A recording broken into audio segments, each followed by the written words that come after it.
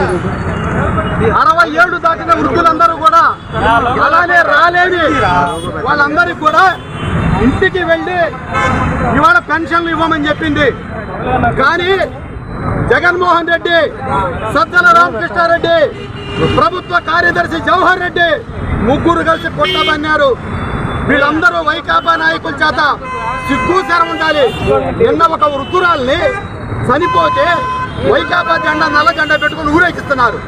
అసలు మీరు మనుషులా పశువులా అంటున్నా?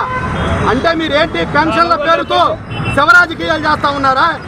అంటే పెన్షన్లు వాలంటీర్లు తప్ప ఈ రాష్ట్రంలో ఎవరు ఇవ్వలేరా? మరి అన్ని రాష్ట్రాల్లో వాలంటీర్ వ్యవస్థ ఉందా? మరి అన్ని రాష్ట్రాల్లో సక్రమంగా జరుగుతున్నప్పుడు ఇక్కడ ఎందుకు జరగటం లేదు?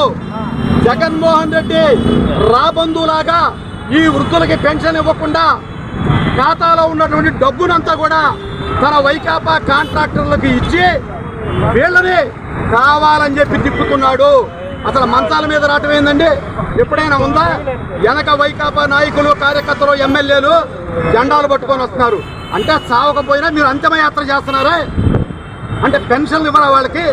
పెన్షన్లు ఎక్కడికి పోయమన్నారు? ఎంతమంది ఉన్నారు ఈ రాష్ట్రంలో? ఉద్యోగులు ఎంతమంది లేరు? ఇళ్ళ దగ్గరికి పోయి పెన్షన్లు ఇవ్వమన్నారు. అసలు ఎవరు తెమ్మన్నారు వాళ్ళు మిమ్మల్ని?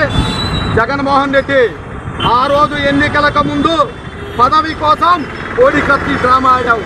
అది కూడా సరిగా సానుభూతి రాలేదని సొంత బాబాయిని, సొంత తమ్ముళ్ల చేత ఆశాధికంగా నరికించావు.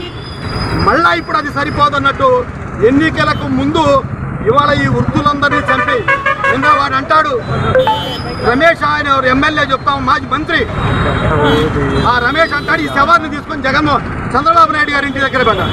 ప్రజలందరూ ఉచ్చి కొట్టారు. ఈ శవాన్ని తీసుకొని సచివాలయంలో జగన్మోహన్ రెడ్డి ఇంటికి పోదాం, అక్కడ తేలాలి. పెన్షన్ ఇవ్వలేని నువ్వు ఆపద్ధర్మ ముఖ్యమంత్రిగా కూడా పనికి రావు. నువ్వు ఈ రాష్ట్రానికి అసమర్థ సీఎం. శవ రాజకీయాలు మానుకో. పెన్షన్లు ఇప్పుడు కన్నా కోర్టు చెప్పినట్టు ఇవ్వండి. పెన్షనర్లని అక్కడికి తిప్పకండి. ఇంటికి వచ్చి ఉద్యోగులు పెన్షన్లు ఇవ్వాలని చెప్పి డిమాండ్ చేస్తారు.